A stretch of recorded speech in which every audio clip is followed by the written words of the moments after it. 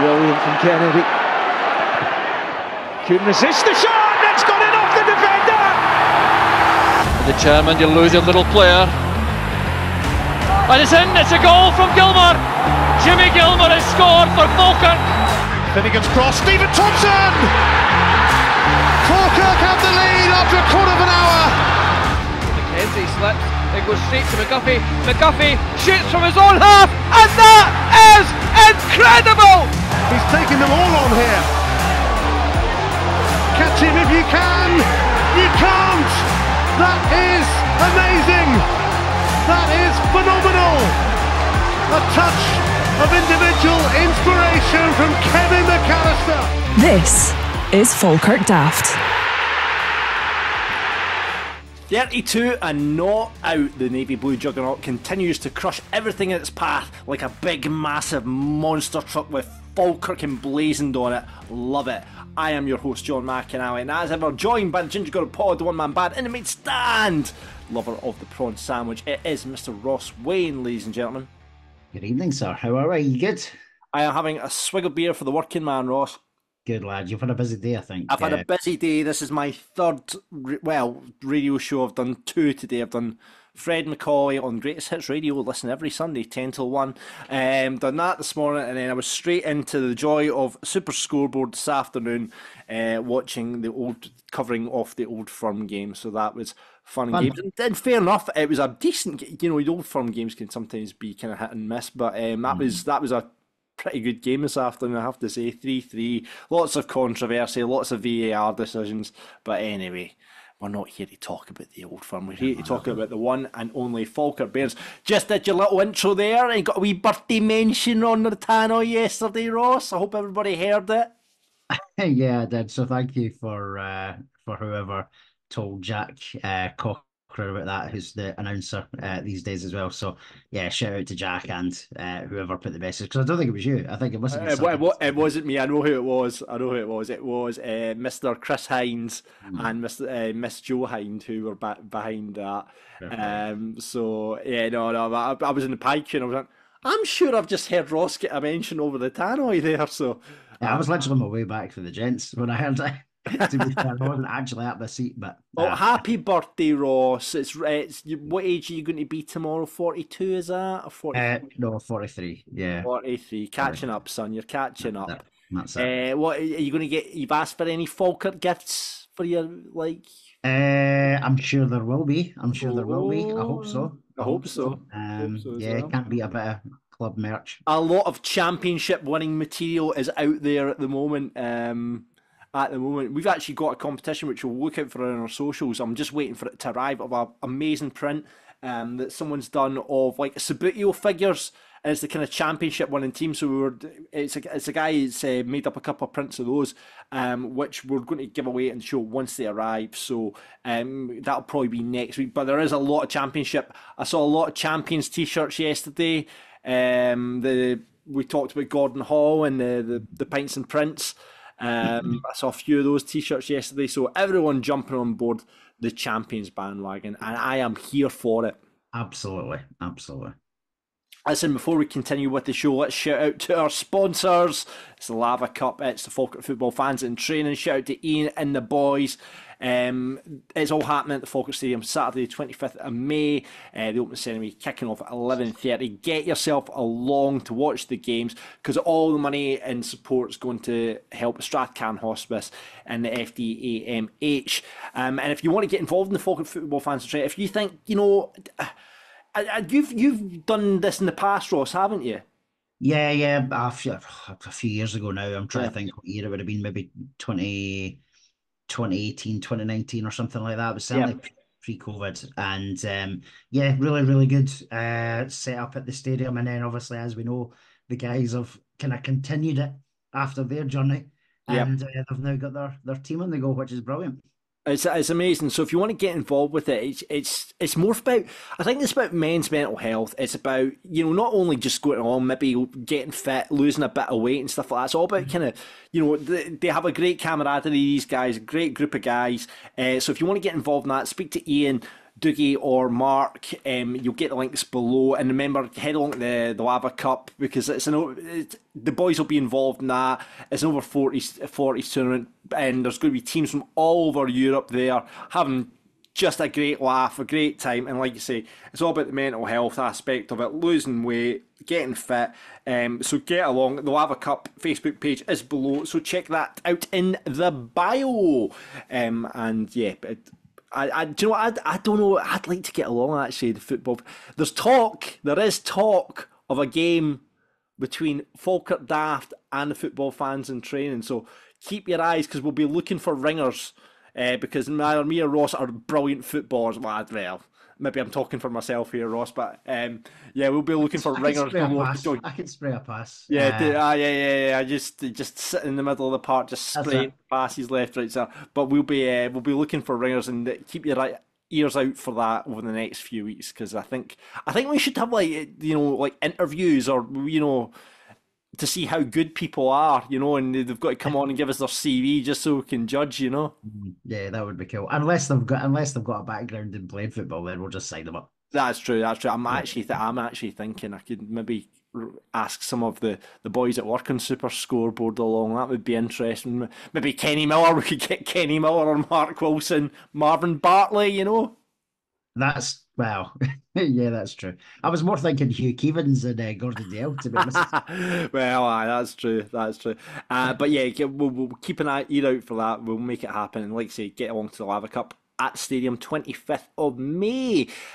Junior Bairns Coaching Day is happening on 8th of April, which is tomorrow. If you listen to this podcast, it's maybe have been already. But there's going to be a presentation to Chet Strathy, who was the 300th member and was added one day after being born by their granddad, Derek Steele. There you go. How good is that? That's like, you would expect nothing less of Mr. Steele. But 300 members is brilliant, John. Yeah, sure, it really is. And Sarah and her team do an amazing job. We all know the job that Sarah's. I mean, she's been doing it for God since you were away. Yes, I must have been about 8 when I first joined the Junior Bairns, and if I was maybe even younger. But yeah, she's been a phenomenon and deserves every bit of credit that she gets. They're also drawing out 9 names to walk the players out on the last game of the season versus Alloa as well, so that's good. Fingers crossed my name gets drawn out. I'm still hard. It still leaves a space for you. Do you know what? There's 2 spaces left then, so there we go. So me and Big Tom. Oh no, Tom's going to be injured, isn't he? So you just need to hold Cole's hand. I want to hold Cole's hand instead, or Big Hendo. Anyone's fine. So yeah, I'm still holding fingers crossed. I don't I've said it all along, for all those kids that missed out on being a mascot as a Wayne. You know what I mean? There is an opportunity there. There's a chance there. Yeah, absolutely. So yeah, that's happening on 8th of April, and obviously it's during the Easter holidays as well. So something for the kids to do. Aki's tickets selling fast, Roscoe. Yes, that's by the looks of things. I think, well, it's obviously hard to tell. I'm not going to sit and count them all, but it looks like there's a good sort of 900 to 1,000 already sold for next Saturday. So that I'm sure that'll ramp up this week as well. And the club literally put out a tweet a couple of hours ago. This is obviously Sunday the 7th. The club put a tweet out earlier saying that there's less than 100 tickets left for the main stand, and there's about 800 left in the North stand for the Alloa game, last game of the season, Trophy Day. So realistically, that's going to sell out in the next couple of weeks as well, which is fantastic. And the only other bit of ticket information is the Annan, which is our last away game of the season on the 27th of April. Tickets are on sale for that one. I don't know how big a crowd will go down to Annan, because obviously you got your ticket, because the Annan were very. By the way, Annan were very, very smart in the fact that they put the tickets on sale way before 1 week, so a lot of people went and snapped up thinking that could potentially be the day that we win the league, before Hamilton kind of fell off a cliff. So you've got your ticket, haven't you? Yeah, sorry for that one. I think that by the sounds of it, there'll be another good number of Bairns going down. Don't know if it'll sell out or not. I think the away end holds about 1,000, so you never know, it could do. So if you are intending to travel down, and it's a long way to go, get your ticket ASAP. I mean, it'd be amazing. Trophy day at the stadium. I think we'll sell that out. I think there'll be 7,000 people in for that. That'll be incredible. First time we've had a sell out. Did we have a sell out the Air game? I don't think it was sold out, but No, Air game wasn't sold out, and the Accies games that we've had this season, I think we've peaked at about 5,700 home fans. However, if there is only 850 left, we're probably already over 6,000 Falkirk fans already going to the game, so we've smashed that. And yeah, it would be brilliant if we could fill three sides of the stadium. And just imagine if we are going for that invincible, on that day and lifting the trophy. It'll be an incredible day, so it'll be really good. And of course, great weekend because we'll be doing Falkirk Daft Live behind the wall the night before as well. So it should be an absolutely cracking way to end the season. The Falkirk Football Golf Day, if you like your golf, 18th of April. Do you play golf, Ross? I have done. I used to play all the time when I was younger, but it kind of fell by the wayside because I remember thinking I'm going to have to choose here. Do I go and play golf regularly on a Saturday or have football and away days? And then family came along, and then having to mix everything up. So no, I probably not played as much as I used to. I was a keen golfer when I was a teenager, but not so much. There you go. Well, why don't you get along? Teams are still available. Tam McManus, who we've had obviously on the podcast, go and check that out in the archives if you haven't. Tam gave us some great chat, some brilliant stories. That's on the podcast feed and on the YouTube channel as well. Tam McManus is going to be there. There's been a Q&A. All the first team players are going to be there as well. It's £495 for a group of four, and that gets you a breakfast roll, a 2-course lunch, and there's prizes to be won on the day. So if you're a keen golfer, why not get involved in the golf day? Again, all the money will go into the club. I think it's the academy this goes into as well, doesn't it? I'm not sure. It could be. I know if anyone's interested, get in touch with Graham Carbis because he's. I think there is only a team or two left. So the first team players will be there, so it'll be some good crack on the day. And as we know, Tam McManus is a keen golfer as well, so he'll get some banter. I'll get some crack. Other things going on. Bairns Business Club Sportsman Lunch. I know you've been to a few of these, Ross. Yep, really good afternoons. So that one's on the 17th of May at 12 o'clock. Lee Park Hotel, good venue if I'm being honest, for these sportsmen's lunches over the years. Some good speakers this year as well was Peter Brown, who is no stranger to the after dinner circuit, but he's a Falkirk fan as well. I didn't know that. Yeah, big Falkirk fan as well. We've also got another Falkirk fan in there, Les Montgomery, who previously was the CEO of Highland Spring. So he's coming along to deliver some speech as well. And Jamie Swinney will be talking on the day too. And you never know. I wonder if Jamie may take along a bit of silverware on the day. So it could be a wee photo opportunity. Yeah. Do you know what? It's a brilliant, as I say, it's a brilliant day, £50 a head. All the money that the business club raise, they then give back to the club in the form of projects. So previously they've it was fencing and things like around the stadium. Yeah, they've done loads of stuff, mate. They've different projects. One of the more recent ones is with the new pitch going down. It needed like 15 grand worth of pitch machinery to keep it right. So they bought that for the club. What else have they done previously? At the stadium, this sounds a bit random, and you'd think, oh well, that's common. But for years and years, Falkirk didn't actually do their own laundry. They used to take the kitman, who not Chris who's coming on, but previous kitman, they used to have to go down to a laundrette, believe it or not. I think it was in Grangemouth, and they would take the training kit, the strips, and everything go there. But a few years ago, they bought these industrial washing machines and dryers and stuff. So that's all done in house now, and it saves the club an absolute fortune.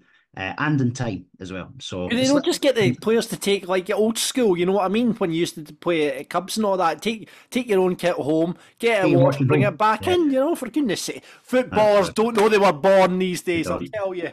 Anyway, shout out as well, Pablo has been in touch, Paul Robertson, if he's listening. So he's been in touch, reaching out. He's looking for Falkirk fans for a project he's putting together. He's seeking personal stories from this season, obviously with the hope that we could go invincible. It has been, even if we don't go invincible, it's been an incredible season when you look back at, we were just talking about it yesterday, 20 goals in 4 games. It's just been unbelievable. Absolutely amazing.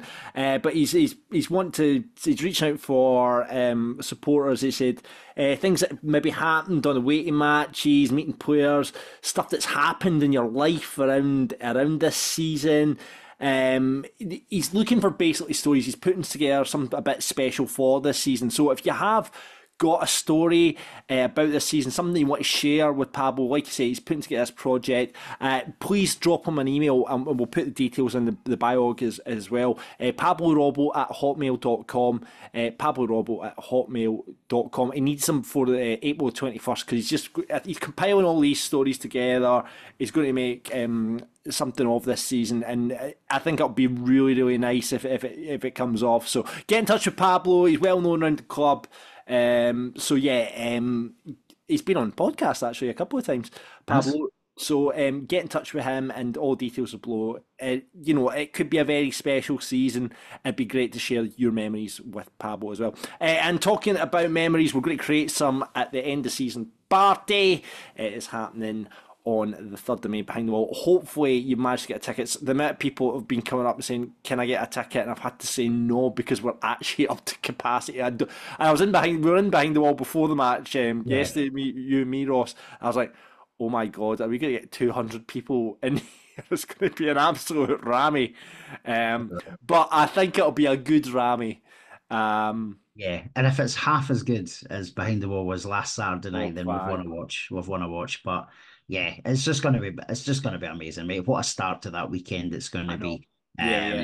So if you have got a ticket, we're insisting on you wearing a retro top.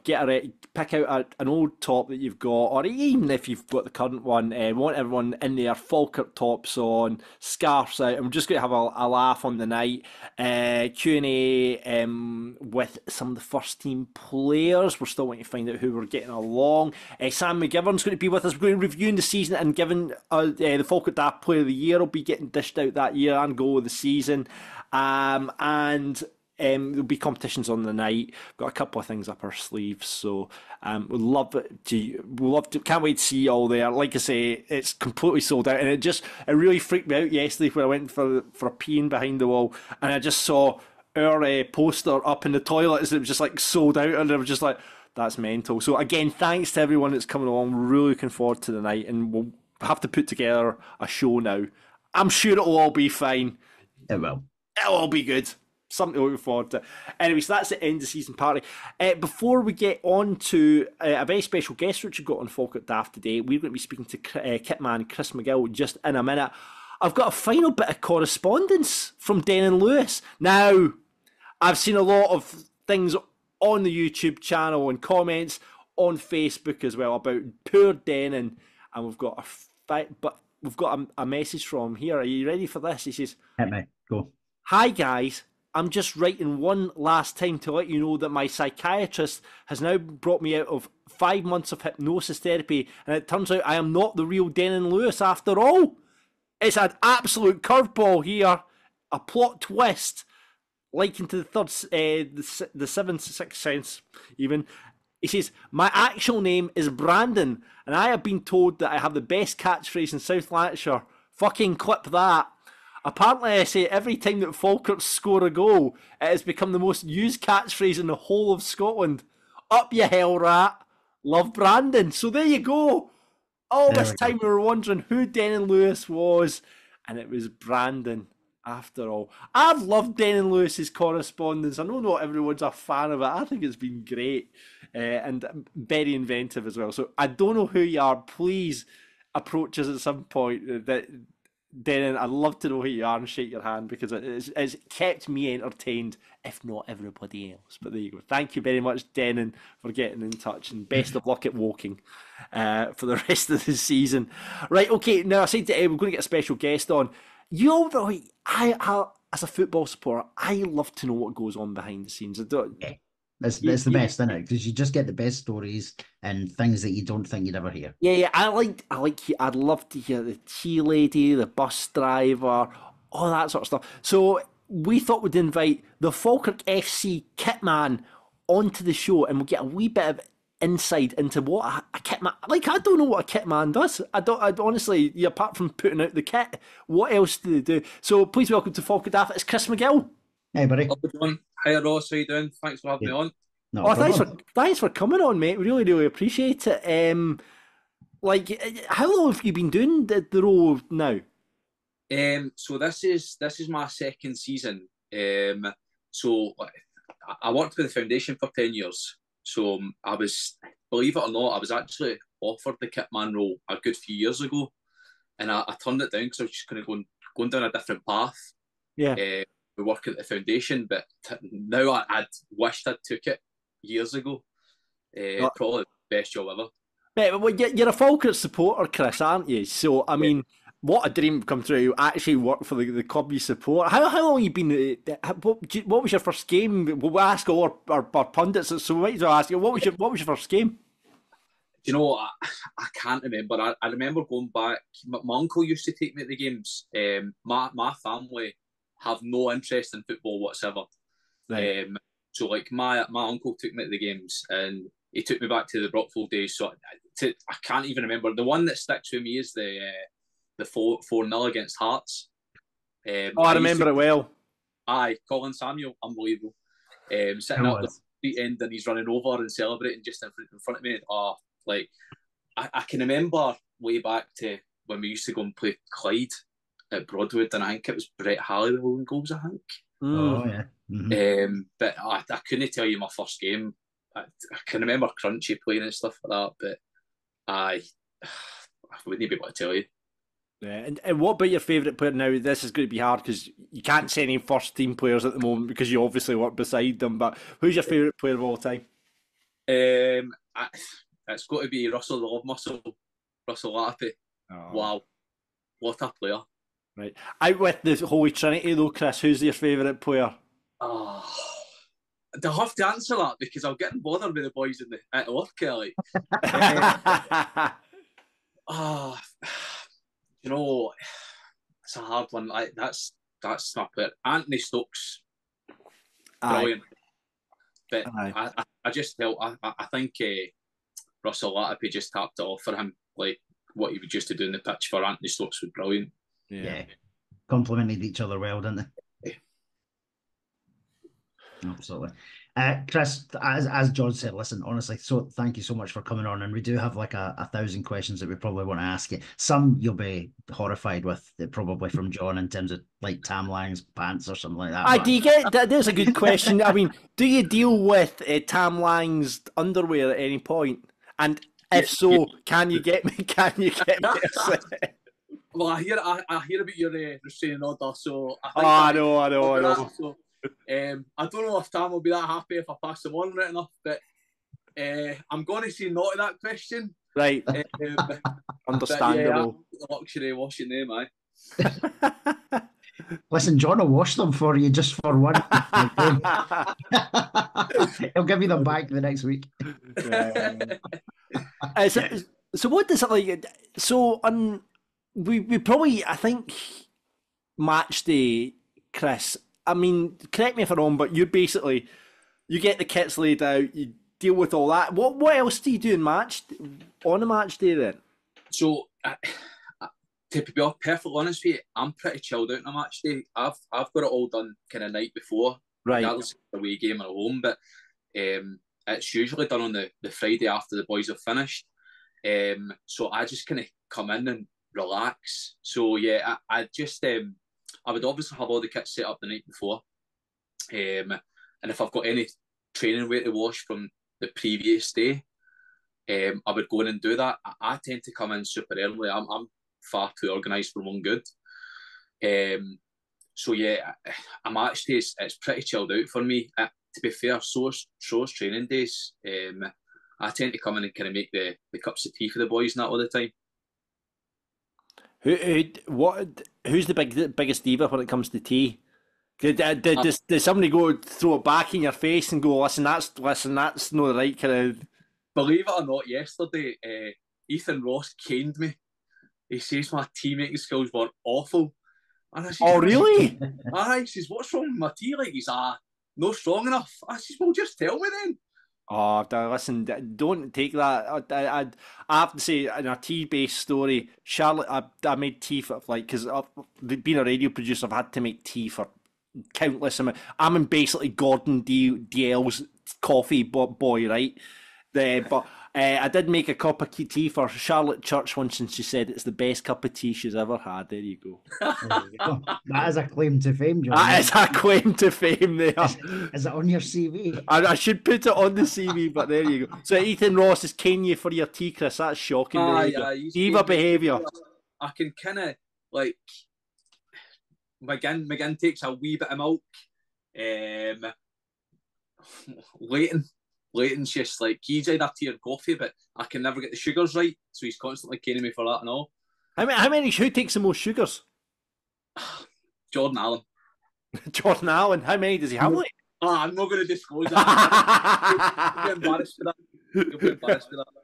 Anything more than 3, he needs his hard drive checked, doesn't he? Oh my, yeah. I'm going to say no further than that. To be fair, I can't say nothing either, because I'm quite bad with sugar and all. This is the gossip that we want here, Chris, on Falkirk Daft. How many sugars do they have in their tea? Getting all the big questions in there. So you do that the night before. What is like a non-match day involved in, Chris, for you? So the training weeks, so like the boys, it's we train Monday, Tuesday, off a Wednesday, and Thursday, Friday. So for me, I kind of got a lot of my work done after training's finished. So once training's finished, I just kind of collect all the kit and then obviously go and wash it and put it back out again. And that's what leads me to coming in the morning, and I'm pretty chilled out. It's maybe just the management stuff that I'll need to wash, because they tend to be the last ones to leave. Right, okay. Because I can imagine John and Paul and the coaches probably take that bit of time in the afternoon once the guys are away to get set up for tomorrow. Do you have to wash the caps? Nah, I don't know. No. Smudger's, I don't know how many times he comes up mask me for the cap. Constantly losing it, that laddie. Does he? He loses his caps, does he? All the time. To be fair, I don't know how many caps he's been through this season so far. Chris, what's the chances of them you not giving them one of the O'Neill's ones and getting them one of these Champions ones that they've just... Oh my! The gaffer was wearing it. The gaffer and Smudger were wearing it. I don't know. Maybe on the final day. Fingers crossed. Good idea. That is a good shout. That's a good shout. Absolutely. Like, how many shirts does each player have, Chris? Yeah, so they technically have 3. So you'll tend to see that the sponsors ones, they're obviously match worn, so they tend to go at the start of the season. So like now they'll be away to go and get framed for the sponsorship night. So they tend to have 3 shirts all together. They've got 3 shirts. They've got 2. They've got obviously one, their main one, and then they've got a backup one. The guys tend to, to be fair, everybody's always wore their backup one at some point because it's like rain or whatever. I do encourage it, and so does the manager, to encourage them to change over at half time. Yeah. But there is individuals in the squad that just change at half time every week. Oh, is that like a superstition thing, Chris? I don't know if it's a superstition type thing, because like I'll maybe put 2 tops out for them, but they don't always tend to wear them.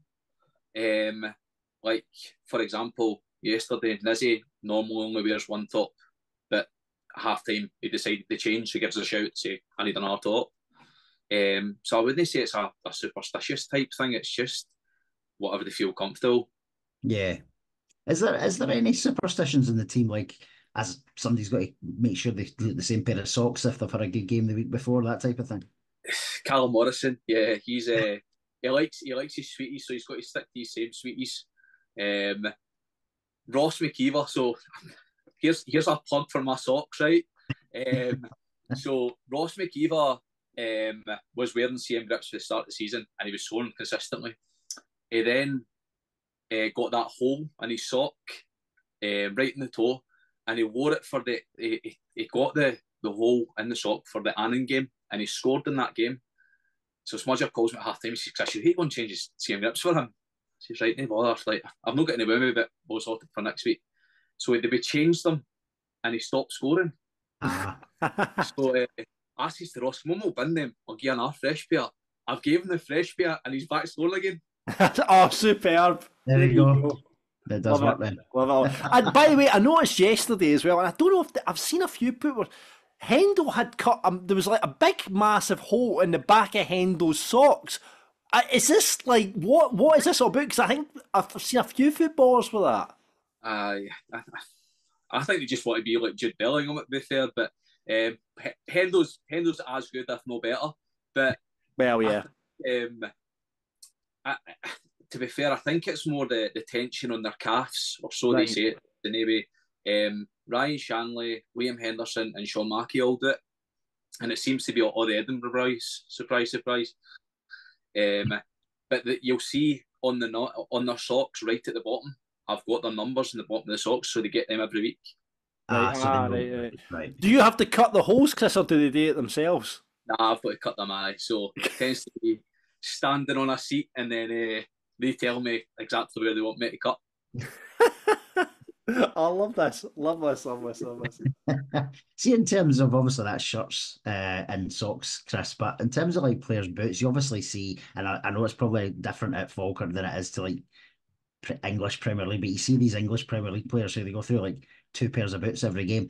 What's it like at our level? Do the players just have a pair of boots and that'll last them for so many games, or how does it work? Nah, just they've obviously got the preferable boots, so they'll tend to have they tend to have 3. So they'll have their one for their match day, one for training, and just a backup pair, or saying metal studs if they're playing on grass or whatever. But yeah, it's no very often like they all kind of stick to the same boots. If they're wearing them in, they tend to go back and forth. So you might see, like for example, Stirling, like it's a grass pitch, so you'll see a lot of the boys.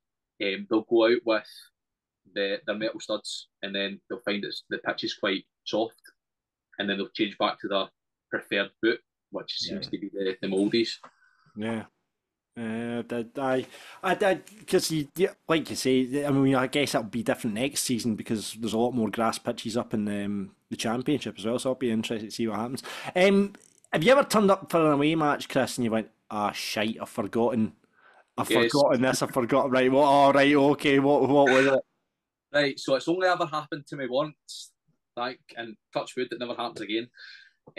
So it was actually Stirling. We've turned up, and obviously we've got the 3 goalie tops, and we were wearing blue that day. So I've got everything set up. Me and Jack have got everything set up, and I've not thought anything of it. And it wasn't until like the boys have started to come in. So we normally get to an away game like 2 hours before the boys do. And so Nicky comes in, he went, "Are we wearing mix and match strips today, Chris?" So what do you mean? You've packed the blue shorts but the pink top. I'm like, you're joking me. And I went over and I'm like, do you know what? I could get away with it. I know the kitman, the cat at Stirling, he used to be the kitman at Falkirk, great guy. And I could have got away with it and just said, look, could we play in the pink? But I didn't. I came out and I've just said to the manager, I was like, Gaffer, I need to go back to Falkirk. He said, what is it? She said, I made a pink tee of the goalie tops. And he was like, well, he says, I've been in this game for long enough. Why do you not just phone Jamie Swinney to bring them along? I'm like, it's a great idea. It ended all good for me, to be fair, but Gaffer's, what a man. But would that be a massive issue? Like, or would that be a huge issue? Would the referee turn around and say you can't wear that, or? Yeah, no. Like, I could go up and make the referee aware that we've got a slightly different goalie top. I think if it was a bit more in contrast, I think the pink I would get away with the red of Stirling. Yeah. But we've had it a few times at home games, so with the kits, they're normally confirmed on the Wednesday. It gets sent away to the referee and they go for approval to make sure they're happy with it. And you get the wee cards and stuff. And I probably could have got away with it. I could have probably said to the ref, look, we're wearing pink today, is that all right? I've got spare shorts and socks. Yeah. Anyway, so yeah, we could have probably got away with it if I really needed to. Yeah, interesting. Any plans to wear the heritage top again this season, Chris? Yeah, so we're going to wear that at the Celtic game. Ah, right. Because it's a crack. It's one of my. It's an absolute cracking strip. I know. Do you know what? Obviously, Crunchy Carrots and Scott and all the boys put those into the car, but the fact that it's not got that sponsor, it just makes it a wee bit extra special, you know. Yeah, and you've got the was it the John de Graham stuff on the back? Yeah, it makes it a bit more like the Falkirk feel. Yeah. And something special. No, it definitely is. And Chris, I think John has a request. Obviously, I don't know if you know this, but the podcast sponsor, Tam Lang's Heritage Top. So I'm going to speak for John. He doesn't want you to wash it. Oh no, actually, he's not going to be playing, is he? He's not going to be playing in it, unfortunately. That's true. Tam has to wear it for a week and then give it to You're the arse, Tam. Go and take that up the road and wear it in bed, pal. Do you know what? Let's ask you this, Chris, because you're obviously a Falkirk supporter. You're now the kitman. What's your favourite Falkirk top? I've always been a big fan of the white and gold that we wore in the Scottish Cup final. Right, I'm a massive fan of that top. I love that top. I just like the contrast of the white and gold. Yeah, that was a Is there any gold planned for next year's strips, Chris? We may as well ask you what you're on. Oh, he's not tell you nothing. You know it's fine. Well, there is. I can tell. But there's a question for you, though. Did the kit man get an input, or do you just get given whatever? Do O'Neill come to you and say, "What do you think of this?" Or do you get to see some designs and you have a wee bit of an influence into it? Nah, not really. It's more. I would say more Jamie Swinney, the board and stuff like that. I've kind of got a say on regards to like material. The material of the warm up kit this year was excellent. So that's the material that we've kind of decided to go with this year. Which you can add a kind of bit more pattern. That's not including the match kit. It's just the training one. But they can kind of add and change patterns and stuff like that. And like I have to say that the training kit this year is unbelievable. Really, really smart. Yeah, no, I do like it actually. We might have to chin you for some freebies, Chris. In fact, talking of which, is Ross Wayne not? He's obviously a kit collector. I'm surprised he's not been tapping you up yet, Chris. I have never approached Chris yet for anything. Back majority of the kit's going to be at the academy this year, but I'm sure I can maybe ask Tony if he'll lend me a couple of tops. Good man. There you go. Yeah. Do you have? I guess you've got a lot of Falkirk supporting mates, Chris. Do you have and obviously supporters as well? Sort of chin you go. What are the chances of getting a match worn kit? Yeah, all the time. Even just walking up to the dugout at the start of the games, and the wee kids at the side of the tunnel, they're great. End of the game. Oh, can I have that top? Can I have the gloves? Can I just have anything? I'm really sorry, I can't. God loves it. I love it. Oh, the kids are class. Like they're absolutely brilliant. Just some of the stuff they're coming out with. It's gotten to the stage that Sam starts giving me his gloves because they ask him them every week. Yeah, brilliant. Obviously, John and I see the sort of the armband situation because the kids are at the front and desperate for them. Any adults been approaching you for an armband as well, Chris? Or yeah, I've had a good few. I'm down to my last like 5 for the games and stuff like that. But I actually think the adults are worse than kids. Unbelievable. But I'll tell you this, guys, the incentive that you've done with the armbands has been excellent this year. I just feel like it's added that connection as well to the players and the fans as well. It's been first class. Yeah, it's definitely been something we're really proud of on this podcast, because it has been great, and I'll continue with our Brett the Hitman Hart analogy until someone jumps. Are you a wrestling fan, Chris? I know who Brett Hitman Hart Thank you. That is enough for me. You know what I'm talking about then. Brilliant. Listen, what's been your highlight of the season then so far as Kitman? and being in that dugout, and because you're in that dugout, and the experience of being in that dugout week in, week out. What's been your highlight of the season so far? It's got to be winning the league. Just, I know it's plain old and boring, but just I think from goals point of view, Tom Lang's against Annan, wow. Aye. And calls as well. Can't remember who it was, but that rocket that just was hit that the Alloa home game, I think it was. Yeah. Yeah. So from where you're standing at the bench, you just kind of see it going into that top corner, and you're like, wow. So I stand back. Cal Morrison will maybe kill me for saying this, but two of the best goals we've scored this season have been centre half. So I know, but I mean, it must be like, I mean, as a Falkirk supporter, just on a match day and standing in that dugout, especially in a season like this, it must be really, really special. Yeah, it's honestly the manager says it every week in his interview in regards to the fans. The fans have been electric this year. Even just standing down at the dugout, and I can feel the hairs going up in the back of my neck. Brilliant. Just it's the atmosphere in that stadium's different class. It's just brilliant. And from a Falkirk fan, you've got to turn around and stun. You look at the crowd sometimes, you go, wow. And it reminds me back to when we played Hibs in the playoffs and we beat Rangers and stuff. It's just electric. Even the noise yesterday, Chris, there was points, even at the beginning of the game when the team came out, and obviously they got a guard of honour and stuff, which was really nice of Paul Hartley.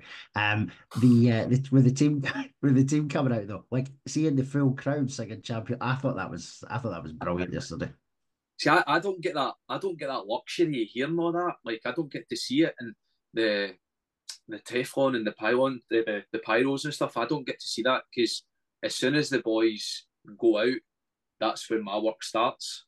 Right, okay. It's actually a running joke with the likes of Ian Kerr and Kenny Stoddart standing down the tunnel. So Falkirk always seem to score when I'm not there.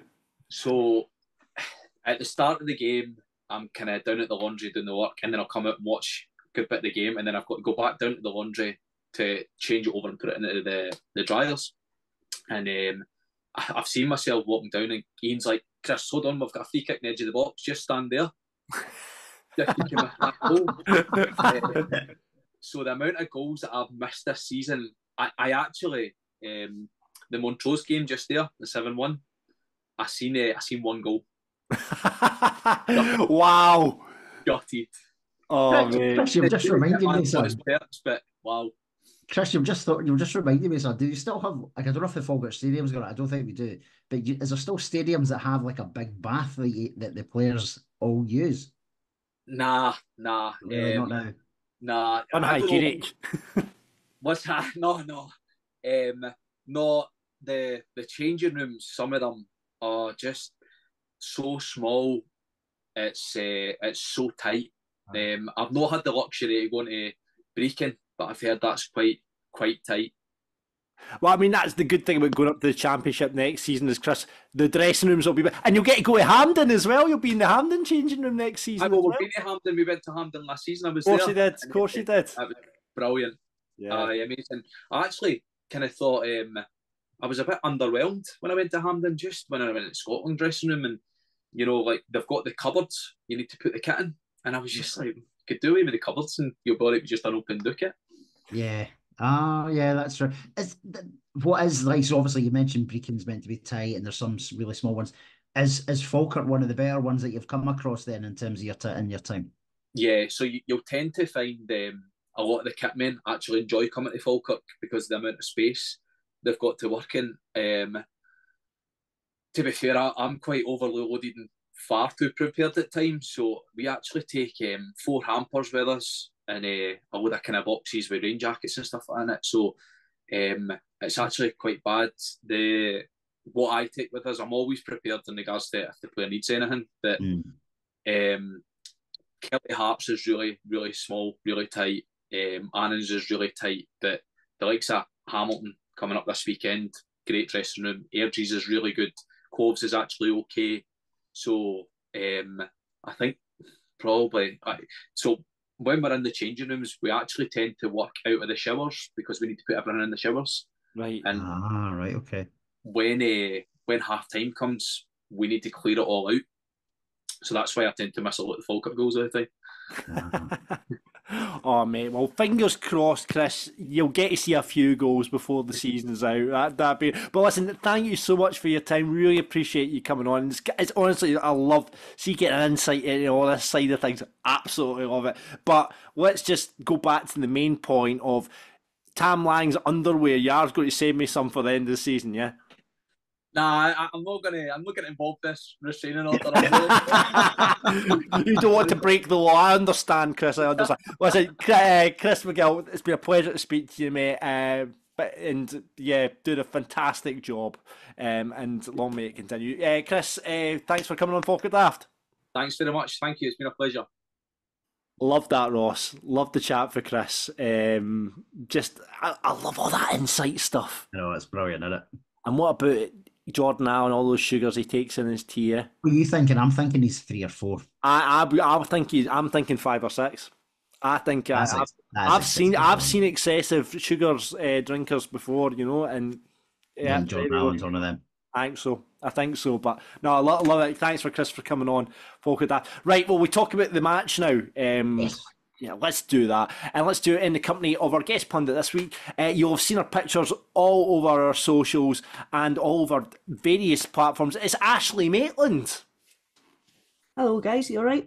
Hey, Ashleigh. Hi, Ashleigh.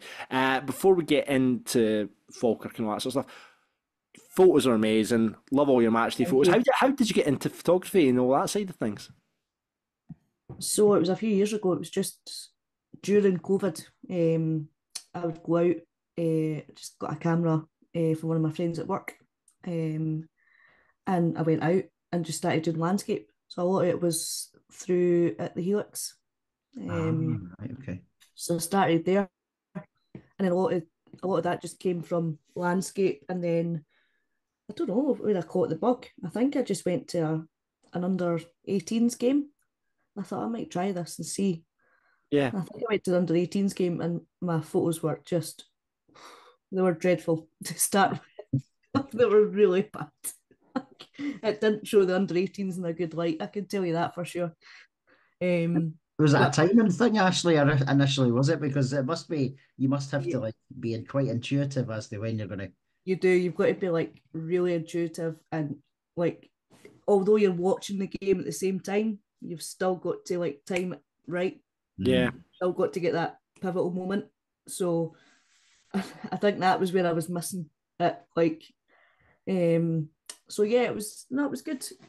That's when I got into it, and then I thought, obviously Falkirk's my team. I could maybe come back and do a few more. So I did a couple of women's games, then gradually got better from that. And then I'm trying to think back when I first did a Falkirk game. It's not been for long. I would need to look back and see what Falkirk game I did. But from then on, I just caught a bug. Brilliant. Every week. And now it's got to the point where I'll just message and they're like, "You're already on the list. We're expecting you." So it's quite good that way, So yeah, it's been good. It's good. So I caught a bug from it, and now I'm doing other games as well in the Premiership and Championship. So it's good. It's good that way. Get to see a lot of different games. Fantastic, Ashleigh. Well, I'm glad you've been able to, turn this passion you've come across, and hopefully you can start making a living out of it as well. Well, I don't know if I want to make a living out of it. Just fun. Just fun. I think it's one of the things where it's my enjoyment. So I like going to the football, I like getting the banter and stuff like that, and then sitting on the sidelines and seeing the big moments as they happen and taking the pictures as they happen. I think that's the best thing for Falkirk this season. They've had a lot of big moments where you can say, "Wow, that's going to make a good memory for someone, or for me, or my family, whoever." That's why I like posting them and stuff as well. I like people to see them and say, "Oh, that's me sitting there with my son," or "That's me." Yeah. Enjoying that game. but I think there's just been too many enjoyable games this season. It's never a bad thing. Never a bad thing. It's never a bad thing, is it? It's Exactly. a good thing. I don't want to say it's been too easy, but for me, photo wise, it probably has. It's been a bit more of a joy to do it, and it just makes it fun, especially seeing the fans the way they are, and like the ultras and stuff. They make some great photos. Right. Such an atmosphere, and it's like capturing that atmosphere. That's probably the best part of it. Like, No, great, and like I say, what a special season to be taking pictures in as well, Ashleigh. So, absolutely. Well, let's get you. Obviously, a Falkirk supporter, near the trackie, the old the old trackie that's just been put out. I tried to go on the website and didn't realise it's all sold out now. The trackie tops and the tops are all gone now. They're coming back in though, John. They're coming back in. Are they coming back in? Yeah, Jamie Swinney had let us know they're coming back in. I don't know. I assume before the end of the season. So I think it's another couple of weeks they're waiting. Right. So yeah, it will be probably. I'll be keeping my eyes out, because I want to definitely get the away top. But actually, who is your favourite all-time Falkirk player? So I started watching Falkirk when I was about 6 or 7. So obviously, my favourite Falkirk player is going to be Russell Latapy. That guy's just. If Russell Latapy wasn't on the option though, because we always like to put the caveat of not out with the Holy Trinity, who would it be? Scott Arfield. Scotty Arf. Yep, definitely. Nice.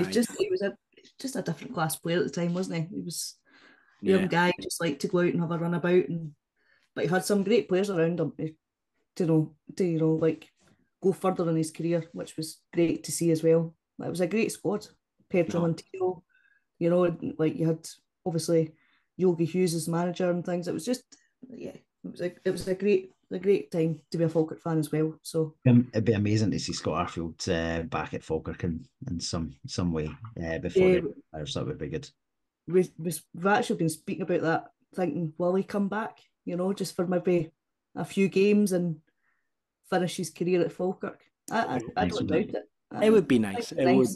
It would be nice.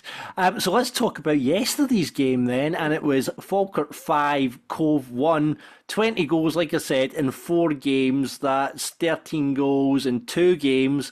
Unbelievable stuff. I've never known the likes. Cole Donaldson, Callum Morrison, Ross McKeever, Dylan Tate and Alfie Argument all on the score sheet. 2 changes from last week. We had Nicky Hogarth, because it's the month of April now, so we now need to change the goalkeeper again. He was in for Sam Long, and Calvin Miller, surprisingly, after the pictures you saw of Calvin Miller out on the sauce pretty much all week, came in for Ethan Ross, who obviously scored last week as well. Any other changes you guys would have made, or was that kind of enough?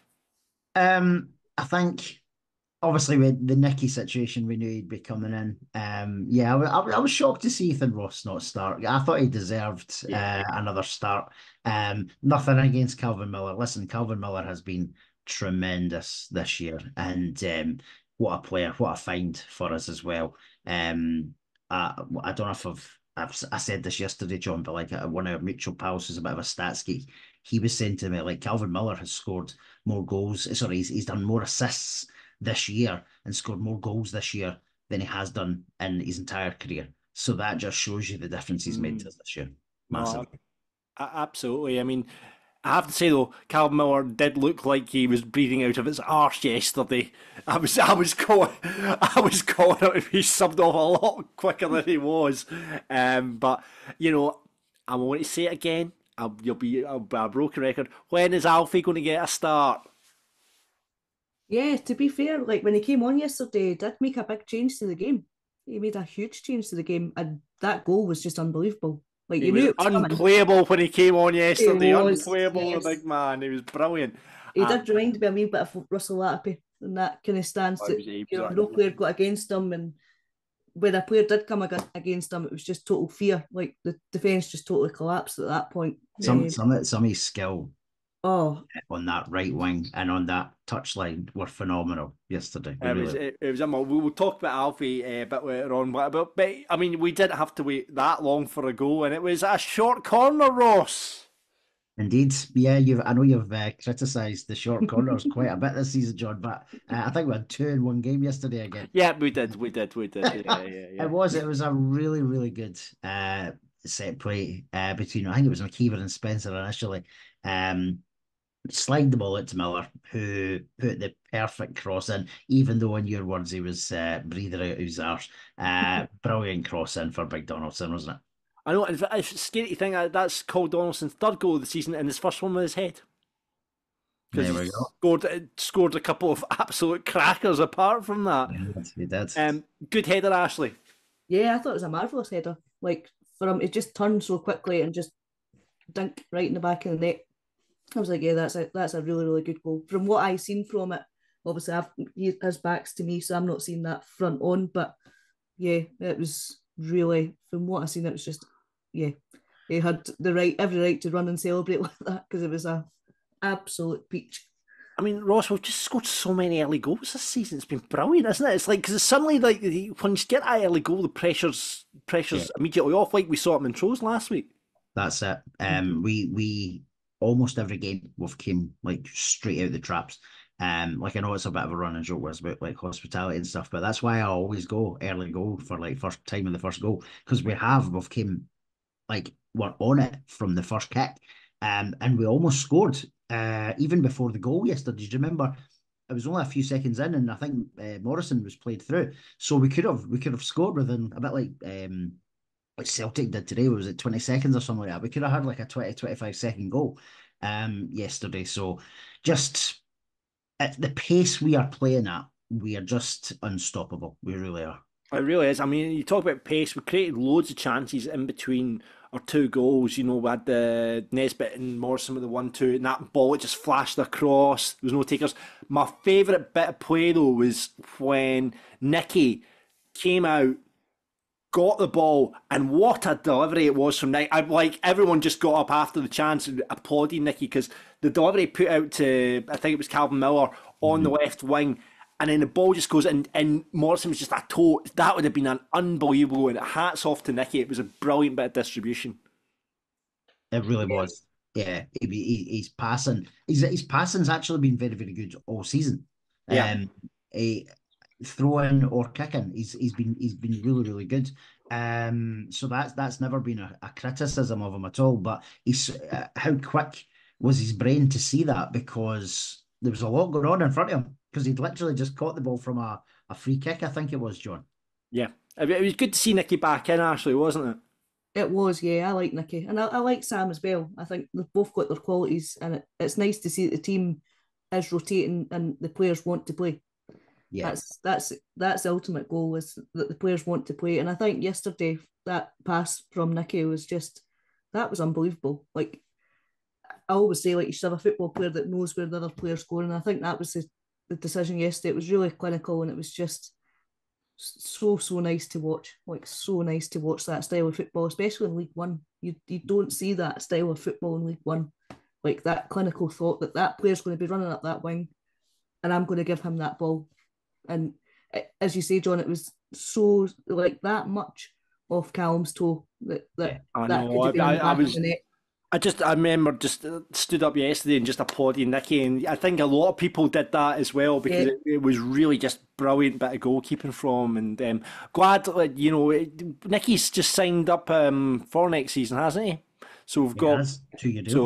So great to see Nicky's going to be with us. And like you say, I think we've talked about it, and I'm sure John McGlynn, we're going to need another goalkeeper presumably next season, because presumably Sam Wom is going back to down south. But, you know, I'd love to see an experienced goalkeeper, and we've talked about that, getting an experienced keeper alongside Nicky, you know, to complement each other. So I'll be interested to see what, I'm sure John McGlynn is all over it, though. Second goal came as well. Can we talk about Dylan? Let's just talk and pause a minute for about Dylan Tate and Brad Spencer in that midfield, especially Dylan Tate yesterday. He was unbelievable. Rolls Royce. He controlled that game yesterday from start to finish, and we'll talk about his goal in a bit, but I thought he looked... I mean, I think since we've seen him coming in, you know, a brilliant bit of business done in January for that. Obviously, Hamilton, troublemaker, whatever he is. But in that Falkirk side, alongside Brad Spencer, now we thought we were going to miss Hendo because of his physicality, but Dylan Tate and Brad Spencer offer a wee bit, something a bit different, you know, and, you know, hats off to Big Pirlo himself, Hendo. But there's a bit more dynamicism, if that's even a word, in that midfield with Tate alongside Spencer. They seem to complement each other very, very well. And he's been, you know, Brad Spencer for me, you know, very unlucky. He'll probably miss out in player of the season, but he's very unlucky to do so. But I thought Dylan Tate was wonderful yesterday. Yeah, I agree. He was my man of the match. I said that when that goal went in, I was like, he is man of the match. I think when they had the sponsors man of the match, and now we'll get into Morrison's goal, but I thought, you watch Dylan, you just seen Dylan Tate's goal and the way he's ran that football team today, unbelievable. I think Lee Miller gave him player of the match on Alba as well. He did, yeah. But listen, Morrison got man of the match, and let's talk. I was amazed at how much the left back of Cove stood off Callum Morrison yesterday. I'm like, he's the most dangerous player in that league, and they stood miles off him, and that's what ultimately led to his goal. You know, went out to the right, and as we know, he cuts in from the right, makes defenders look like shite, and in the back of the net, it was brilliant. Fantastic strike. It was a typical Callum Morrison goal. Like, see if you could think about how Callum is going to score, it was that type of goal. As you said, John, it was set up by Dylan and Brad, who were just different gravy yesterday again. Going back to the whole Aki's thing, like, I know Aki's put out this nonsense about him not mixing well and he's poor attitude and stuff. That I genuinely think that's just Aki's. That they're a toxic club just now, and it would not shock me if they've just put that out just because they're childish over him wanting to join Falkirk. So I know we'll talk about Aki's in a wee while, but I'd love him to score. We said that the last time. You the old Adebayor up the touchline would be amazing. But yeah, you know, Callum Morrison obviously got his goal. He didn't on a 7-1 game. He wasn't in the score sheet, so he was bound to have scored that. He must have been really, really keen to get the goal. But yeah, Callum Morrison, good goal from him. And then, but Cove came obviously back into it. They got a goal. Nothing again. Corners have been a bit of an Achilles heel for the team. You know, over the last wee while, in set pieces, luckily we just go and score 5 goals. But going into the championship, I think the last 2 seasons, you look back at the goals we've lost, and a big percentage of them have come from set pieces, Ross. Yeah, no, if we're gonna critique it properly, it was a really, really poor goal to lose. And when I watched it back as well, what was disappointing is there's about 3 or 4 players just all looking at each other, like no one took ownership for it. And I'm sure there's been an inquest about it, probably not a long inquest because we absolutely destroyed them, but there'll be, and you know, John McGlynn will be all over it. Like, come Monday morning when they're back in, he'll be all over that like a rash. But really poor goal to lose. I'm not actually sure who was meant to be picking up because you had Donaldson, you had Mackie, I can't quite remember who the other person was. They all just looked at each other as they headed it in. I felt for Nicky. He was like properly exposed from it because the guy bulleted that in from 4 or 5 yards. So yeah, not a lot Nicky could have done. No, it was a scramble. I think it was just, you know, like it just kind of happened so quickly, and then scramble, no time to get the ball back of the net. Gave them a small lift for a period of time though. Mm-hmm. Yeah, they certainly did. But in saying that, the first half we could have had, like you say, Ross. I mean, we could have had 6, 7. There was so many chances. You know what? We could forget that Morrison hit the bar as well, which would have been a great bar where he turned and hit it, and it came off the bar, and it was like, oh. But I mean, going in 2-0 at 2-1 at half time, you just didn't see them. I mean, I think obviously Cove looked like they were struggling with injuries. You know, I think they only got 3 or 4, and the fact that Burrell didn't even come off the bench probably tells you a tale there as well. And Fraser 5'8" looked like he was blowing out of his arse all game because, but yeah, I mean, when you went in at 2-1, you just thought, I actually just thought the game's done anyway. We'll go on and score more. Falkirk's a big pitch as well. I think a lot of the players have said that before. Players and pundits and stuff, they do talk about Falkirk Stadium, the size of the pitch, and we make them work now. The ball does an awful lot of the running. So yeah, we took our chances when they came in the second half. Yeah, straight off the bat, we again, Nesbitt, Tate and Spencer, that midfield combo, they played some delightful football in the middle of that park, and Cove just didn't know what to do with them yesterday, the three of them. Some brilliant little bits and neat bits of interchange between the three of them, which led actually to Leon McCann.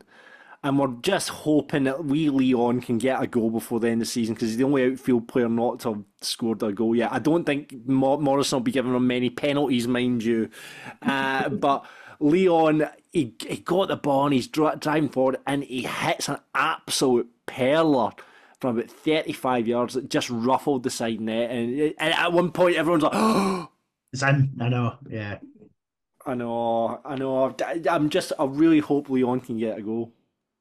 I'm sure he will. I'm sure he'll get something. Do you know what was great yesterday? Because that wasn't his only opportunity to score, but it was almost like the players were like engineering it for him to almost try and get on the score sheet. So yeah, fingers crossed. He's got 4 games left. Do you know what? See if it comes to the last game against Alloa, we'll just shove him up front with McKeever and Callum. I put him up left wing rather than Calvin Miller. Stick Leon one up. Absolutely. Why not? Get him his goal. Move Sean Mackey back to left back, and Hendo slip in it. There you go, and then put Calvin and put Leon in Calvin's position. Yeah. I'm sure. So John's listening. Just that's how we do it. There you go. That's how we'll get Leon his goal. But you should do what Finn Yeats did. Callum Morrison at Dundee United. He just kind of nicked the ball off Morrison and scored. He did. That's true. You maybe should just do that. I think just speak to Mr. Yeats and see how he did it. Yeah. Third goal then comes along not long after that. Actually, a really good team goal. Just again at top of the interchange and the play between the players as well. Tate and Yeats involved in it. Nesbitt involved in it. And it was. Ended up just being a tap in for Big Ross, but he was there to do it, He was, and I think he's probably helped Calvin Miller's blushes a wee bit, because his header was not gone in from about 2 yards out, was it? So it was good that Ross was there. But see, taking it back a step, Nesbitt was really unlucky. Like, it was a really nice turn in the box, wasn't it? Yeah. And then curls it, hits off the bar. Really unlucky, because Nesbitt did really well again yesterday. But as you say, Ross, right place, right time, 17 goals, 13 goals to go, 4 games left. Listen, he can still do it. He can do it. The rate we're scoring at, there's a very possibility he could do it.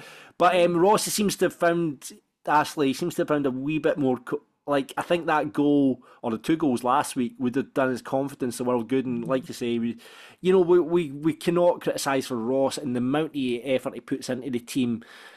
His hold-up play, we've talked about constantly about his ability in the air for not being the tallest of strikers, but you just feel that those 2 goals last week and that goal there on Saturday, he's just going to just confidence, and who knows, Ross, he might get 30. That would be the dream. That would be the dream. Are you backing Ross on this, Ashleigh? Yeah, I think so. I think obviously a confidence list has been given to him. He's just loving it.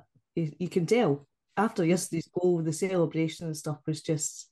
And let's not forget, he almost had 2 yesterday, because that's right. Half when he had that shot that just went past the post as well. So yeah, as you said, John, in fact, the both of you have just said it, his confidence is sky high just now. Here's a question for you though: is Ross McKeever a championship striker?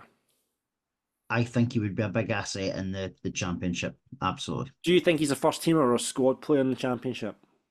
Yep. First team or squad, Ashleigh? I think first team. I'm First going to team. say first team.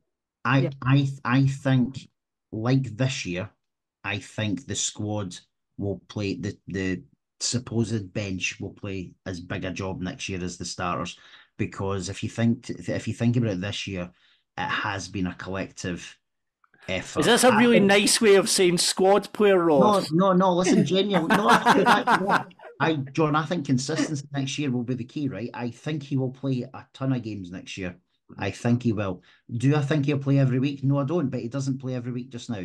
I think it'll be the same next year. I think continuity in the squad will be the same. Will he be first name in the team sheet? No, I don't think he will be. But I think he'll play his fair share of games next year, and I think he'll get, I don't want to say 30 goals in the Championship, but do you know what? You could see him hitting double figures in the Championship because he's a good, strong lad and he knows where the goals are. No, absolutely. Then get goal number 4, the pick of the bunch, and it was the man of the match for me, Dylan Tate. And another short corner routine that worked out. And I'm not going to mention anything else about short corners ever again on this podcast. But it was, what a strike it was, Ashleigh. Yeah, it was a great strike, and you could just see that when he hit that ball, it was like, that's going to go in the back of the net. You know, that's just the way he hit the ball and the confidence there, and just it was so good to see that.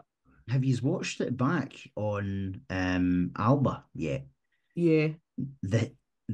Granted, I know there was a bit of wind, which is an understatement for yesterday, right? But the how far out that thing swung into the back of the net was absolutely phenomenal. I know, and like you say, he was all over that game yesterday. Like that. I mean, I like to see the stats in terms of how many touches and how many, like his heat map and all that sort of stuff. Because for me, Dylan Tate was everywhere yesterday. Again, Brad Spencer as well, but brilliant. And then we brought in 3 players, obviously. Ethan Ross, Agyeman and Shanley. Ryan Shanley still playing for a contract. I'll be interested to see what happens there. Obviously got his goal against Montrose last week. We'd all been hoping to impress yesterday. Alfie off the bench as well. Again, I'm going back to it. Why is Alfie not getting a start? I mean, he came on yesterday and he was absolutely unplayable. He was unbelievable when he came on yesterday, and I don't know if it's just because it's Callum Morrison, and we all know Callum Morrison will be keen as mustard to get to that, be the top scorer in the SPFL. Could you play him on the left, Ross? I don't know. I actually think you could play Alfie any of the 3 across the front. Imagine, I don't know if he's ever been played in the middle. I'd like to see him up through the middle. So would I. I think he'd be a big, strong lad. I'm not saying he'd win as many headers as maybe McKeever does, but in terms of actually getting the ball and being holding the ball up, running at goal, there's nothing scarier. You must, as a defender in that league, you must think, if Alfie Agyeman comes on, you must shite yourself, because him running at you at full pace with the ability he has, you just go, oh my God. You're not wrong, mate. I think, and that's maybe why he is maybe more effective as a sub, because players are knackered by the time he comes on. He gets 25-30 minutes, and that is not a good prospect with half an hour to go. I mean, I don't know if I'm right in saying this, Ashley, but maybe McGill does see him as an impact player more than a starter. Yeah, maybe. But I think his performance yesterday, I think he probably should start next week. Like, if you play players like that and they're given a good performance, let them play a game and see how their performance level moves up. I go in back for the night behind the wall. I've been putting together a wee compilation that we're going to play on the night, and see the amount of goals that Alfie scored at the start of the season, and you forget about that chip against Alloy. Was it against Alloy? He scored that beautiful. Was it Annan? He scored that wee chip. The goal against Edinburgh. That mental goal against Thistle where he fell on his arse, picked himself up and absolutely roasted it in. But I just hope for Alfie, for the club's sake, that Alfie's okay with the role that he plays, and that he wouldn't you know, he's not knocking on McGuinn's door and saying, why am I not getting a game?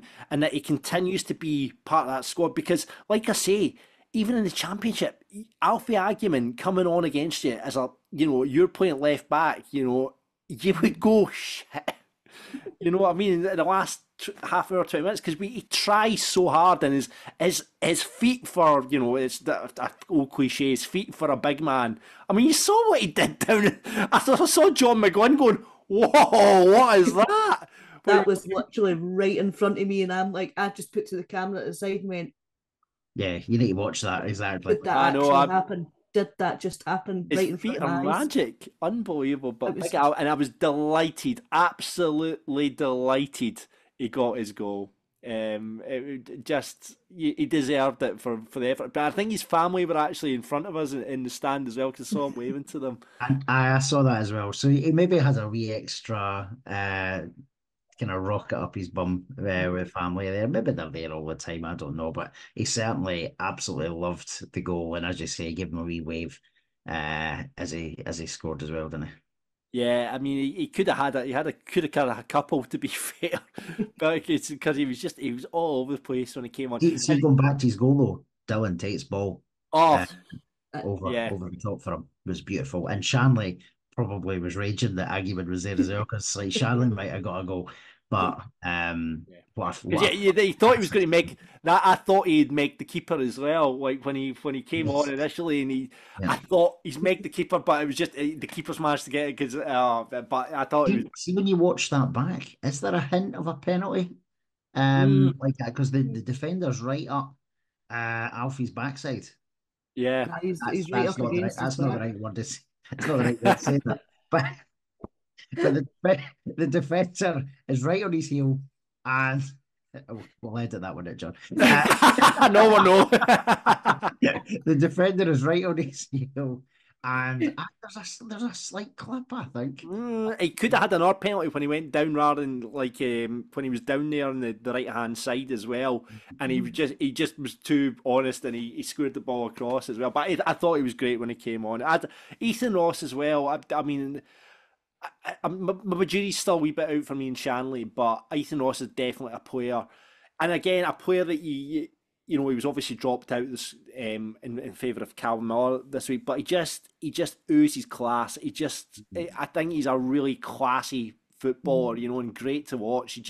I've said it last week as well, he just drifts into space beautifully and just glides across that park. Great football to watch. So 5-1 it was, Mr. Hartley. And by the way, hats off, we didn't mention at the start, but in fairness to Paul Hartley, he did get involved in the Guard of Honour at the start. I don't know if you can see it in my background. He's there somewhere. However, I believe he scampered down the tunnel like a little rat at the end of the match. I don't know if he maybe did shake hands with John McGuinn. I missed it. When you watch it back on Alba, John, they focus on the tunnel, and he did go down the tunnel, and then he came back up the tunnel. I actually, and I hate to say it because I'm not a fan of the man, as we know. I actually wonder if he was maybe told to get up the tunnel sharp because of the security situation. Because I don't know if you noticed, there's a copper right on his side as well. So he was maybe told, get yourself up the tunnel at full time. Or perhaps he smelled some cheese and scampered away down the tunnel. I don't know. That's just pure speculation. Listen, before we get into the supporters, before we get into hearing from Paul Smith, where's John McGuinn these days, by the way? He's just letting Paul do all the work these days. He's just like, fuck it, I'm done. He's giving him a shot. It's a rotation. Yeah, it's like Nicky. It's like Nicky and Sam. He's the rotating it around now. You take the press and I'll take the BBC. I'll take the big boys. I'll take the BBC. He would have been on BBC, but he's just like, all right, on you go. You go and speak to the Falkirk TV. But this is some stats from a friend of the podcast. Who's the friend of the podcast that sent us these, Ross? He's asked to remain anonymous. All right, okay. However, I know him, and he is a bit of a stats football geek. Right. So Well, you can tell me. You can tell me after who it was. But here is some stats for you, also you statisticians. Where's Donald this week, by the way? Donald usually provides us these stats. Anyway, Donald, this guy might be showing you up here. We can go the season at Invincible, which would be an amazing and proper length season. It's only been done 3 times in Scotland. Rangers in 2013-14 League One.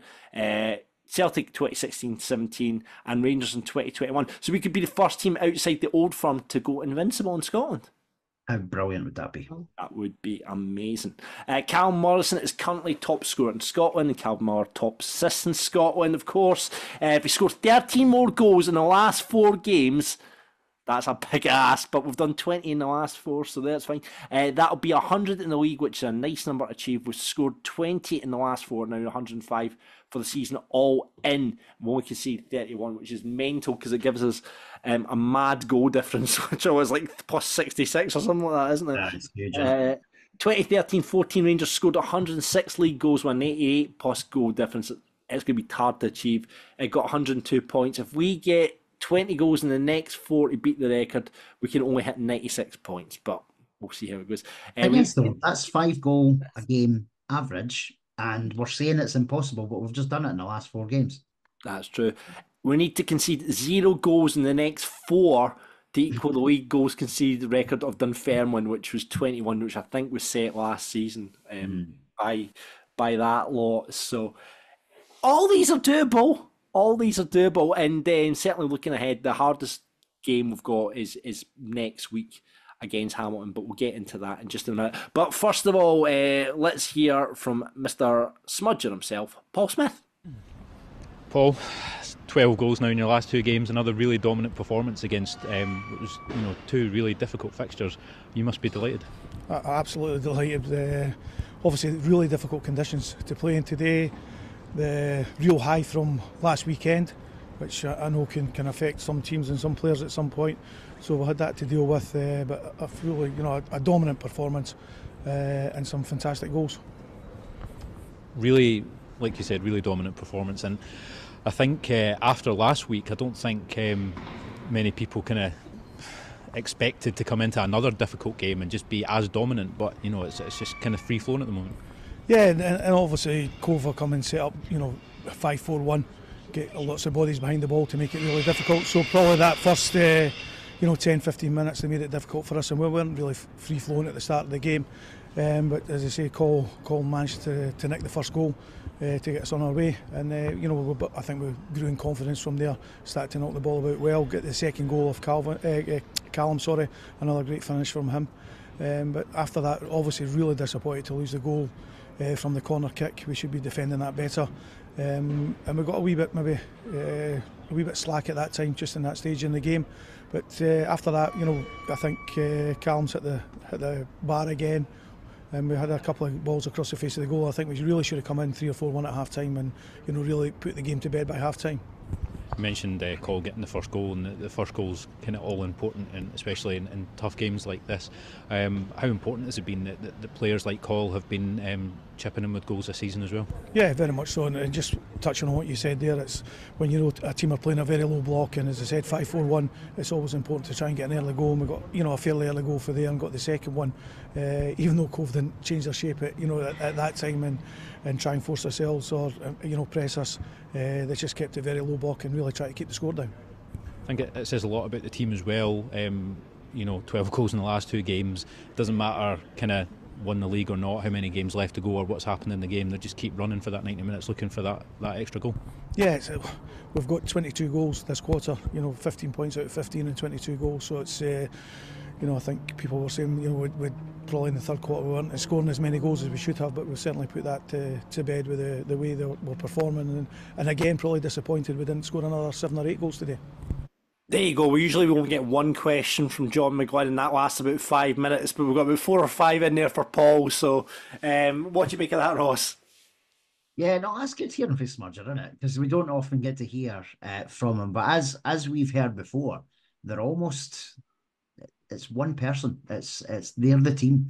They do everything in conjunction with each other. I know John McGlynn's got the manager's tag and he's the assistant, but by all accounts, they're a unit in terms of their decision making and how they are. So it is good to hear from them sometimes as well. Capless as well. He wasn't wearing the cap. Capless. Yeah, he was capless. So there he's maybe lost it as he's maybe lost it. That's what Chris was saying earlier on. He's maybe lost his cap. There you go. Well, let's get the champion's cap on, Paul. Come on. Let's hear what you guys had to say about the game. Grant kicks us off by saying 5-star showing from the team and still could have had a few more. Tate brilliant again, and what a goal.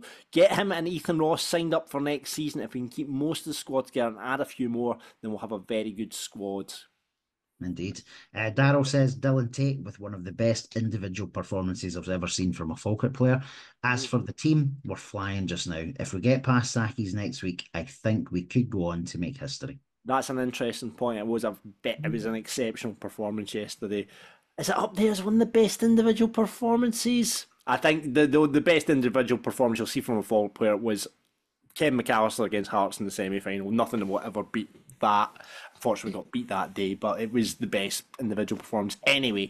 If you've got any other ones that stand out, please let us know. Graham, about the easiest win we've had over Cove, never in any danger. Would love to get Dylan Tate next season. What a player. It's a very common theme. Yes, most of these comments I think are all making Dylan. Yeah, so Laura, just the same. What an outstanding goal from Dylan Tate, an absolute peach. The championship doesn't know what's heading their way. Oh, I really hope we get Dylan Tate in another year. Gavin says early goal in the second half is exactly what we need after a cover from what Hartley done to us, and how fitting it was that he had to give us a guard of honour. How good was it coming in? Stuff says Derek had to be said that these demolition jobs are being produced without Big Tam and Hendo. Strength and depth of squad is really shining through. It's a good shout by Steely, it really is. Caroline says Tate's goal was the best of the bunch. I also noticed the team were trying to get Lee on his goal. That's all I want to see is a goal for him now. Sean too, and Stephen after that, after his close one last week. What a team. I just love them. Yeah, there is a team that you can very much fall in love with at the moment, which we can't say we've had in recent seasons. And Jim finishes up saying great stuff again today. The players know what is at stake and aren't letting up, which is brilliant to see. Tate was my man of the match, edging out Callum, but again, no failures. On to the big one at Hamilton. Keep bringing it, Bairns. Absolutely. Right, okay, Falkirk Daft rated. Ashleigh, let's come to you first. Okay. I'd say Falkirk Daft rated Dylan Tate. Ross, I'm assuming you're going for set. Yeah, has to be. Yeah, he was, as someone said, a different gravy. And unfortunately, sponsors got the wrong man in the match. Yes, even though Callum did have a very good game and scored his goal, it had to be Dylan Tate. Like you say, it was an unbelievable performance. I thought Brad Spencer wasn't far off from him as well. I thought he was excellent yesterday. Big Call, special mention as well for his goal as well. Just steadying the ship at the back. He's always brilliant. Big Call. Right, have we got a Falkirk Dafty? I'd say Stephen McGinn. I really like Stephen McGinn, but only for the 2 stray passes that he made in the second half. I just thought, oh no. I was like, it could have been a brilliant pass and they just straight to the hands of Cove. So yeah, Stephen McGinn, Falkirk Dafty this week. Ross? Do you know? I don't know. I maybe missed Stephen McGinn doing that because I couldn't think about it the other night. I was trying to think of what maybe didn't go. In terms of the player who I thought made the least impact yesterday, it probably I know he set up the first one, but Calvin Miller was really quite quiet the rest of the game. It's harsh to give him Dafty, but I think I'm going to go Calvin Miller. I don't think it was his best game, assist aside, which was a brilliant cross. Yeah, it was very good. I'm going to have to go Calvin as well. I thought he was breathing. I thought I was shouting for him to be subbed off a wee bit further on, but he did get there. It's a terrible position to be in when you've got an assist. But I thought, I think the Mad Dog and the Bucky and the nights out of Bongos, Bingos, and maybe got to Calvin just a wee bit too much. See, the thing is, he set such a high standard. I know, that's it, I know.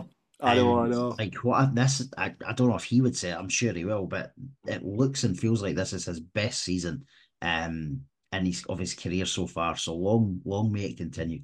Can I also put an additional Falkirk Daft rated into Sean Elderbrandt, the Falkirk FC commentator, for basically using wrestling terms in the football commentary, which I will go and notice that a lot, but he did refer to Callum Morrison as the most electrifying man in the SPFL, which is odes to The Rock. So on WrestleMania weekend as well, shout out to Sean Elderbrandt. Keep the wrestling chat coming in the commentary. I had a chat with him at half time as well. I was like, yes, love that chat, Sean. So keep it coming, Sean. Right, okay. Ashleigh, thanks for coming on. It's been an absolute pleasure to have you. Thank you for having me on. It's been great to have you. And keep the photos coming because they're great. Thank you. Fantastic. And if you want to be like Ashleigh, we've got a few guests, but I think we're just about booked up for the rest of the season. We're booked up already now for the rest of the seasons. However, if people do want to get in touch, because I know there's a few I have that we're probably going to need to do at the start of next season. We've got a waiting list now for coming on to be a Falkirk Daft we do, John, and before you say any more, I want to give a shout out, and hopefully they might come on at some point in the future as well. On our way out yesterday, I got a tap on the shoulder, and it was a message from Doug Straffy, who was up from all the way from London just for the brilliant. game. Him and his wife Debbie, who they came up for the game, and they listen to the podcast every week. So fingers crossed we can get maybe Doug and Debbie on at some point. I don't think we've had father son, we've had mother son. I don't think we've had husband wife. No, not yet. That would be a marvellous thing. And since our wives absolutely detest the football, that'll never happen. Maybe we should. That would be quite a funny episode. Maybe next season we'll get the wives on with us as well, Ross. That would be an amazing episode. We'll maybe consider that next season. But yeah, if you want to be a guest pundit, please drop us a DM, Twitter, Facebook, or you can email us pundit@falkirkdaft.co.uk. This is Falkirk Daft.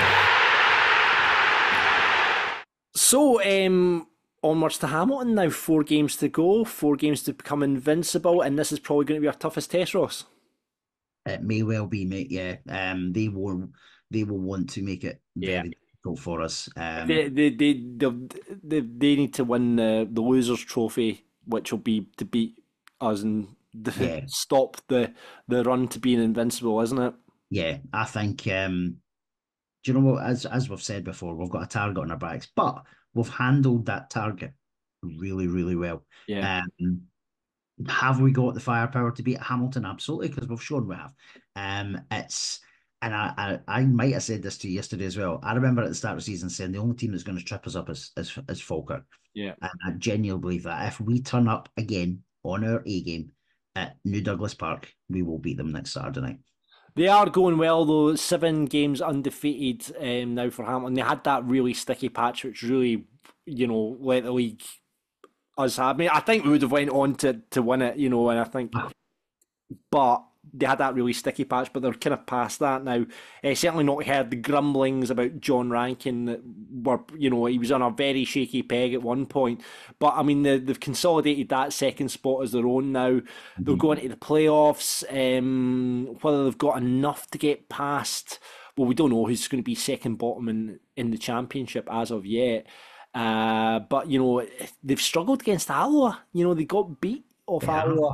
They have struggled against them, mate, and as we've seen as well, we don't know if it'll be Montrose or Cove yet, but Montrose are a tough team on their day as well. So yeah, it's not a gimme.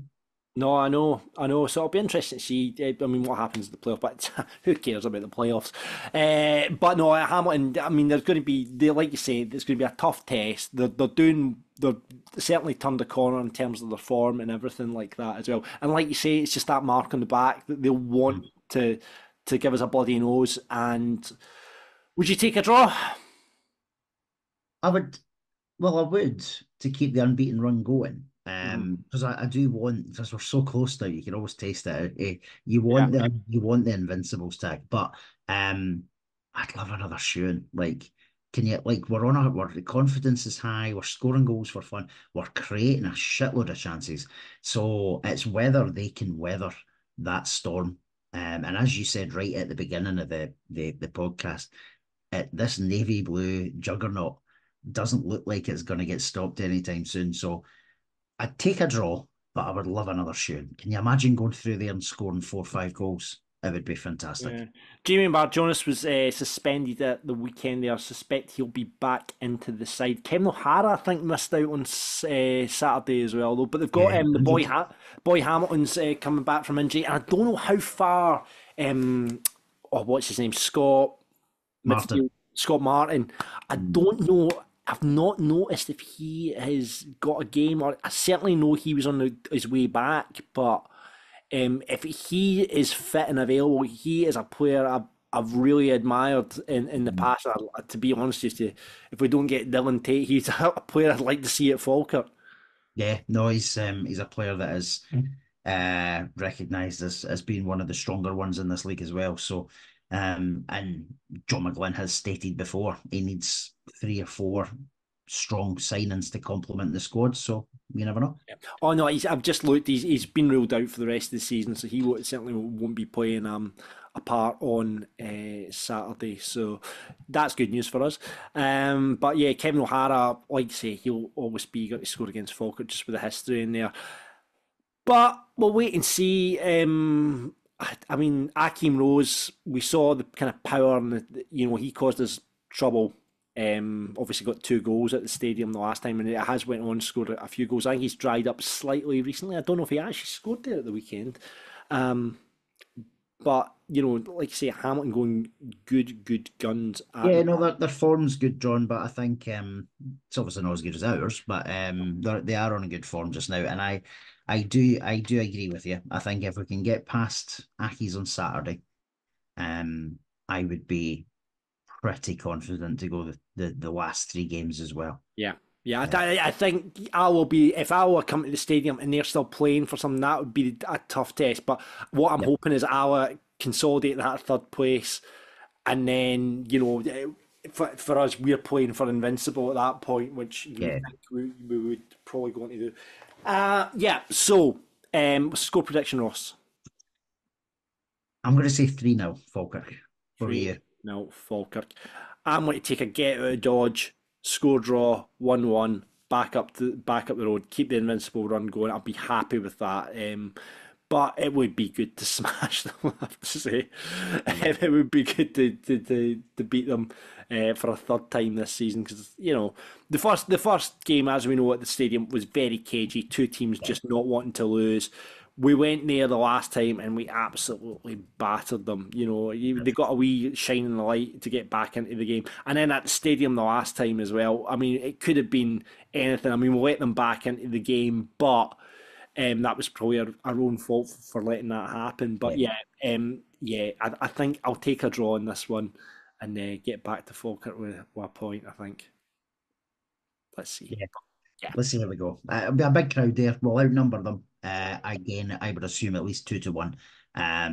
It's live on TV. Let's put another show on for how many Gaelic speakers there are. The Gaelic speakers are loving a bit of Falkirk at the moment. We'll need to find out the Gaelic for loads of goals, because that's what's happening on Alba at the moment. But let's see what happens next Saturday. This is Falkirk Daft. That is it, my friends, for another edition of Falkirk Daft. Thanks once again to our sponsors, the Falkirk Football Fans and Train, and the Lava Cup happening at the stadium 25th of May. Get down there for 11:30, see the opening ceremony, watch some football, and donate your money to Strathcarn Hospital and the FDAMH. And if you want any more details, they're in the link below, along with our merch, which you can still get for the end of the season.